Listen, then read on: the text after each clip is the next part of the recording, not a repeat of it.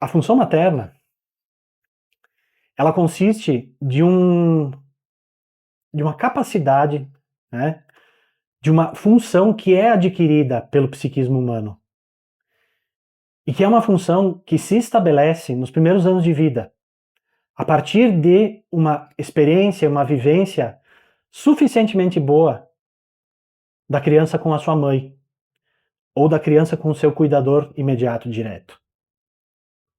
Lembrando que existe uma propriedade que a gente chama neotenia, né?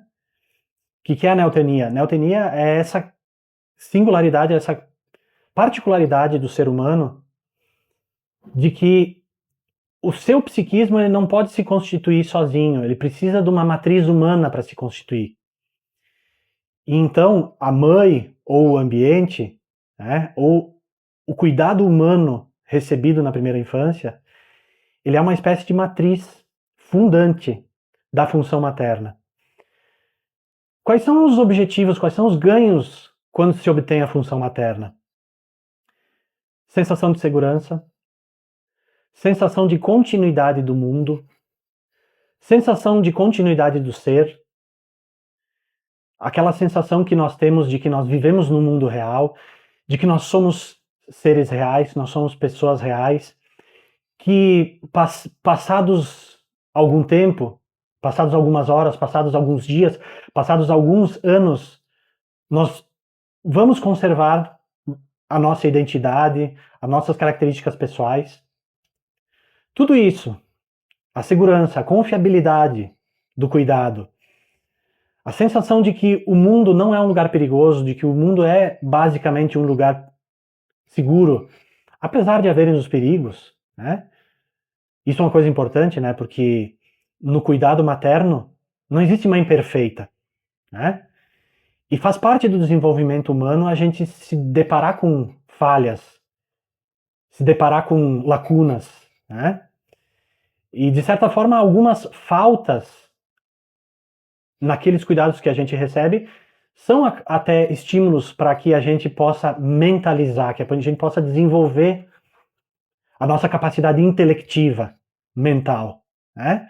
Porque na falta do objeto, nós precisamos nomear o objeto. Então nós só vamos aprender a nomear objetos na medida em que eles nos faltarem, para que a gente possa se referir a eles quando eles estão faltantes, né? Então a função materna, basicamente, ela vai dar um senso inconsciente, né? É como um automatismo inconsciente, é como algo que já está adquirido e que a pessoa não precisa ficar pensando sobre, né? É um pressuposto psicológico, né? Que, se a gente puder usar uma metáfora até da religiosidade cristã, né? A gente poderia chamar da divina providência, né? A divina providência, que é aquela sensação de que, por piores que as coisas possam se sair, existe um Deus poderoso por baixo de tudo e que está dando providência, que está nutrindo e que está nos dando aquelas mínimas condições para que a gente possa seguir e possa continuar se sentindo existindo. Que a gente possa continuar se sentindo alguém com a identidade própria, que não é um camaleão, que não é uma pessoa mimética ou como um robô que só repete aquilo que se foi dito, mas que tem a sua própria individualidade, que tem a sua própria autenticidade. Então todo esse sentimento, e todo o sentimento mesmo de destemimento frente a problemas da vida, ele requer que a gente tenha, basicamente, dentro de nós, uma sensação, uma segurança de que existe essa providência, né? As pessoas que sofrem de pânico, muitas vezes, quando a gente vai observar na clínica, a gente observa que são pessoas que têm falhado essa função do estabelecimento da confiabilidade dos cuidados maternos. Então, com relação à função paterna, né? A função paterna, ela diz respeito a o sentido e o propósito das coisas. As coisas fazerem sentido, as coisas terem um propósito. A gente observar que os nossos atos, os nossos conhecimentos, as coisas que adquirimos, nós mesmos, estamos indo para algum lugar temos um sentido e temos um propósito.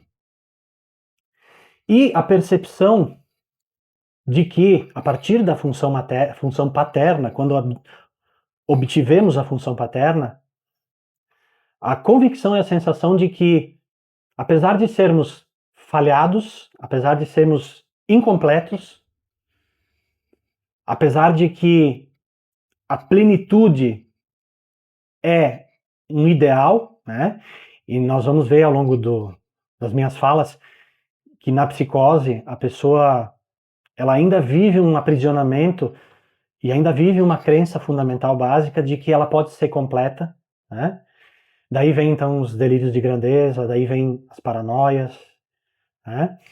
Mas enfim, a função paterna ela tem essa característica, essa propriedade de nos dar uma certa ordem, de nos dar um sentido de realidade, de a gente se sentir no mundo real e que as nossas coisas têm um propósito. E se nós formos traduzir para uma linguagem religiosa cristã, o que seria a função paterna? É aquela função do logos divino, né? Da lógica, da sapiência divina, né? Aquela sensação que nós temos de que, sim, o universo tem um porquê, sim, a minha existência tem um porquê, eu sou capaz de planejar coisas para mim e sou capaz de realizá-las porque eu consigo ver um propósito nas coisas que eu empreendo. Isso tudo são atributos da função paterna. E a função paterna ela tem a propriedade, a característica doadora de saúde mental, quando justamente ela é uma referência, como é a referência divina, em que em que existe uma infinitude, existe uma perfeição, mas que nós, como seres humanos, falíveis, mortais,